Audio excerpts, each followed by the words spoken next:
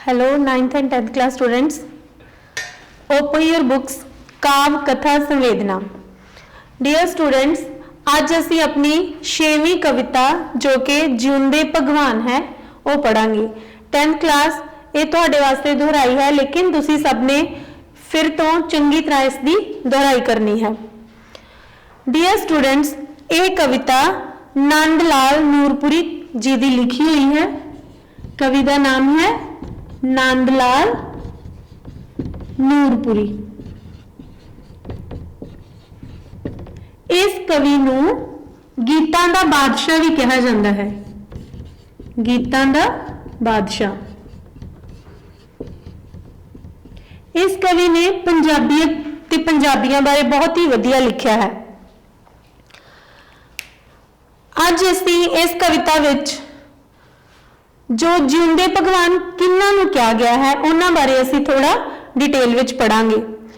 कवि ने इस कविता विच जिउंदे भगवान जिवें कि तुहानूं इस पिक्चर तो देख ही रहा होगा कि इस विच कविता ने जिउंदे भगवान उन्हां नूं कहा गया है देश भगतां नूं जिन्हां ने अपणियां जानां वारियां ते जिन्हां दीयां शहादतां करके अज असीं इस देश विच आजाद फिर रहे हां.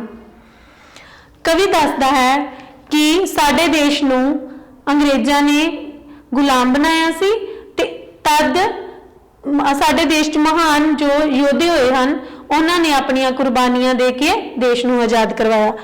साडे मुख जो हन देश भगत हन शहीद हन भगत सिंह दीवान सिंह काले पानी राजगुरु सुखदेव मंगल पांडे.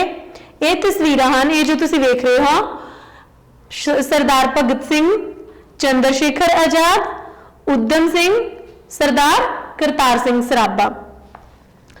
कवि ने इस कविता विच दस्सिया है कि सानू उन्हां शहीदां नूं पूजना चाहिदा है जिन्हां ने अपनियां कुर्बानियां दित्तियां ते उन्हां दे परिवारां नूं भी लख लख प्रणाम करना चाहिदा है जिन्हां ने अपने जिन्हां मावां ने अपने पुत्रां नूं जिन्हां भैणां ने अपने भरावां नूं ते जिन्हां सुहागणां ने अपने सुहाग भाव अपने पतियां नूं साडे लई देशवादी जनता दे लई शहीद करवा दिता.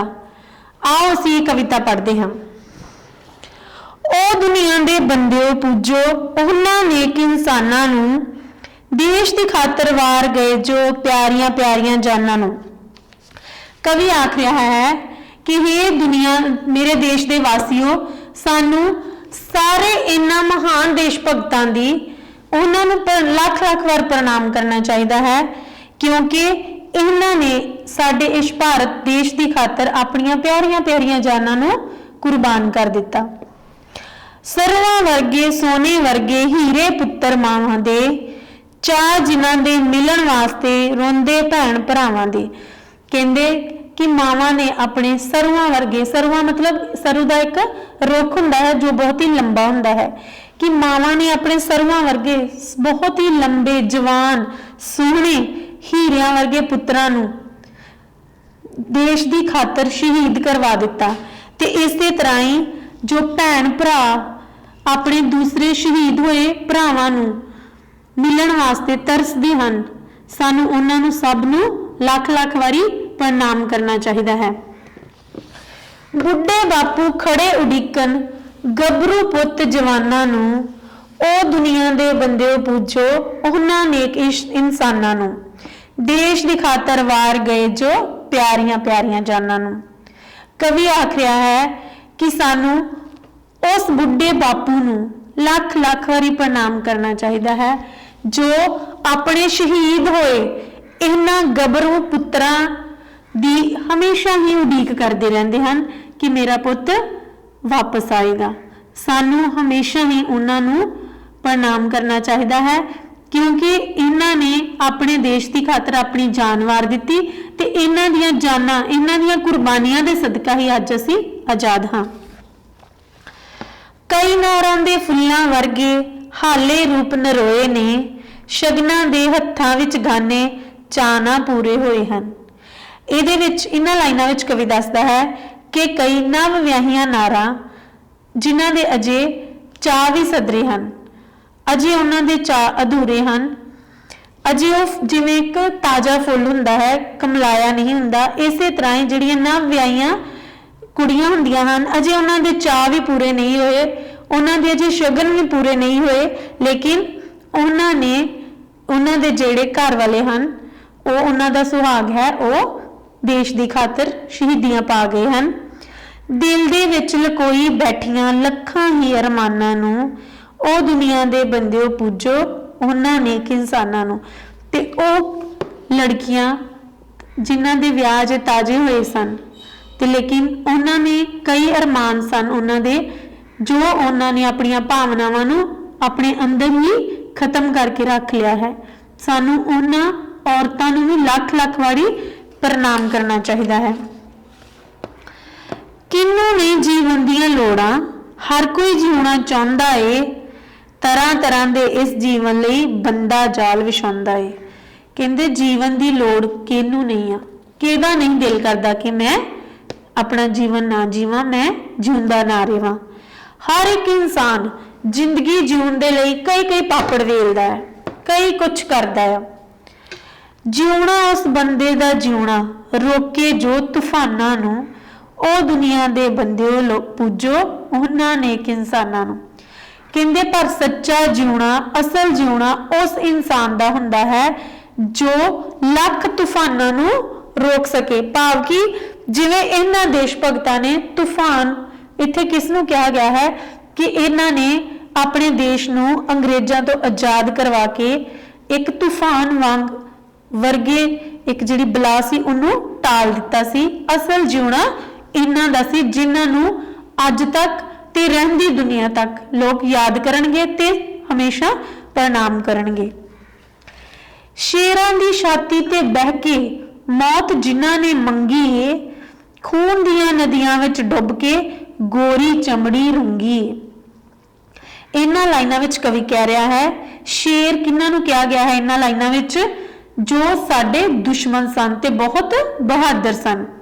कवि कहता है कि साडे इन्हां देश भगतां ने साडे जो दुश्मन सन शेरां वर्गे बहादुर, उन्हां दियां छातियां ते बैठ के उन्हां नूं खून दियां नदियां दे विच डुबोया, भाव कि उन्हां दा खात्मा कर दिता ते उन्हां दी गोरी चमड़ी नूं रंगिया, भाव कि उन्हां नूं लहू लुहान कर दिता।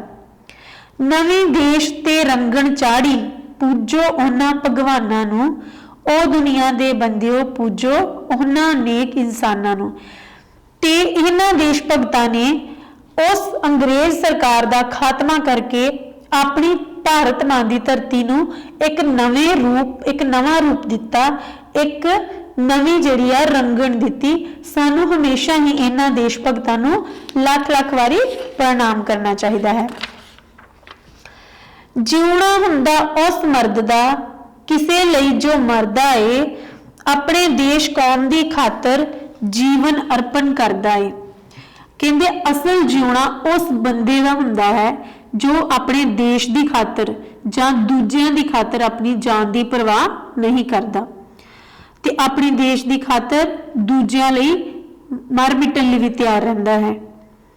नूरपुरी बंद करके बीबा झूठियां हो करदे बीबा, झूठियां होर दुकानां नूं, ओ दुनिया दे बंदिओ पूजो उन्हां नेक इंसानां नूं, देश दी खातर वार गए जो प्यारियां प्यारियां जानां नूं। नूरपुरी कवि अपने आप नूं कह रहा है कि हे बंदिया तू ये बाकी जेड़े दुनिया दे झूठे झमेले हन, झूठियां गल्लां हन, झूठियां दुकानां हन, उन्हां नूं बंद कर दे ते उन्हां नूं प्रणाम कर जिन्हां दी वजह दे करके अज असीं आजाद बैठे हाँ, जिन्हां ने दुनिया दे लई भारत देश दे लई अपनियां प्यारियां प्यारियां जानां नूं वार दिता ते अपने उन्हां दे परिवार जिहड़े आ ये अज तक जिहड़े आ विछोड़े चल रहे हैं। ठीक है स्टूडेंट्स, तुसीं इस कविता नूं एक बारी फिर रिवाइज करना है ते नाल ही इस कविता दा केंद्री भाव भी याद करना है। तुहाडा होमवर्क है कि तुसी सारी एक्सरसाइज दे जो क्वेश्चन हैं उन्होंने खुद ही सॉल्व करना है। तुहानू इंटरनल क्वेश्चंस भी आउणगे, उन्होंने भी तुसी प्रॉपरली सॉल्व करना है। 9th class and 10th class both of you, your homework is exercise questions, सारे क्वेश्चंस तुसी खुद ही लिखने की कोशिश करना है। Okay, thank you.